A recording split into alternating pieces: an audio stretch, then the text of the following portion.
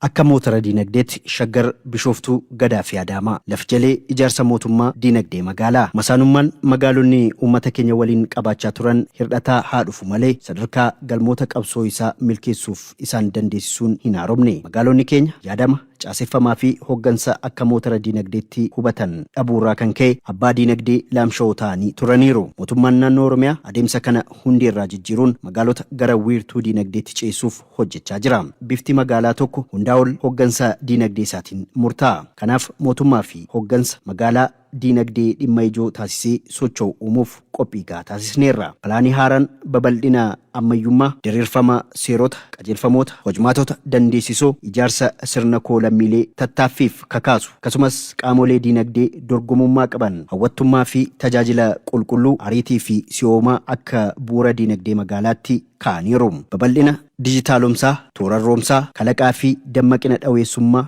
akka bu'uura ijaarsa diinagdee dijitaalaatti fudhataniiru. Tarkaanfiin kun carraalee dilbii fi hudhaalee diinagdee magaalaatiif hoggansa dhaweessawaa kennuun gamanuma akka baratamu jajjabeessaa jira. Gama biraatiin coomsa diinagdee magaalaa akeekaa jira. Pilaaniin muummee haaraa magaalota shaggar bishooftuu zoonii diinagdee addaa gadaa fi adaamaa industirii tuurizimii qonnaa fi diinagdee dijitaalaa akka toora xiyyeeffannoo diinagdee ijootti kaa'u. Kanaafis kooridaroota misoomaa fi funyoowwan sochii diinagdee adda baasu qofa osoo hin taane gidduu isaaniitti hidhamiinsi qindaa sochii diinagdee onnachiisan abuuraniiru. Caasaa nafoo yoo fudhanne saaphana daandii fi buraajoo sarara bishaanii anniisaa neetworkii wal simsiisan karoorfamaniiru. Gama kaaniin misoomni caasaa nafoo ICT fi hojmaataa fi tajaajila dijitaalumsuu fi toorarroomsuun bal'inaan karoorfamaniiru. Bishooftuuf shaggar akka toora xiyyeeffannoo diinagdeetti haa qabatan malee magaalonni hundi